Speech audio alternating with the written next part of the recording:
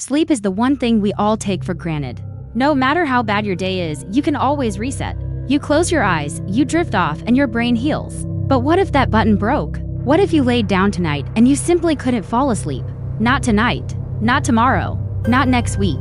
Imagine being trapped in a body that is exhausted, but a brain that is wide awake.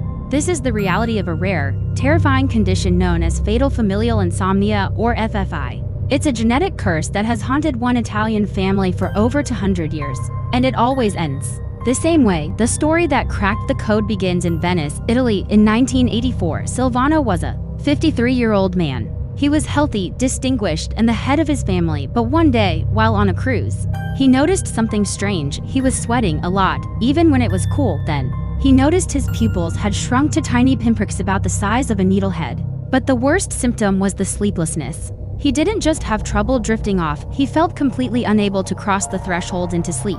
He had seen his father and other relatives die the same way. He went to the University of Bologna and told the doctors, "I will stop sleeping, and within 8 or 9 months, I will die. I want to be studied." He wasn't asking for a cure. He knew it was too late. He was offering his brain as the answer key.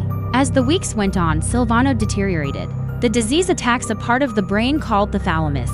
Think of the thalamus as the gatekeeper of your mind. When you sleep, the thalamus closes the gate, blocking out the outside world so you can rest.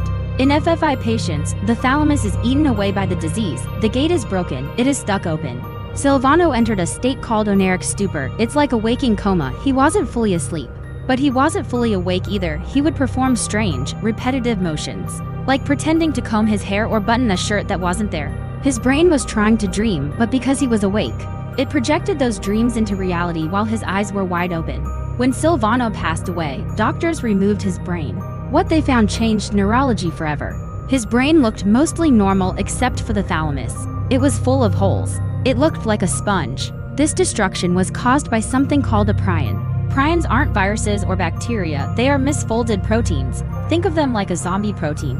When one of these bad prions touches a normal, healthy protein, it forces the good one to misfold too. It's a devastating chain reaction. These corrupted proteins clump together and kill the brain cells, creating those holes. And if your parent has the gene for this prion disease, you have a 50% chance of inheriting it. You can live a completely normal life until, usually in your 50s, the switch flips. There is currently no cure for fatal familial insomnia. In fact, typical treatments can make it worse. If you give an FFI patient sleeping pills or even induce a medical coma, their brain waves still show they are awake. You just trap them in their own body, unable to move, fully conscious of their terrifying state.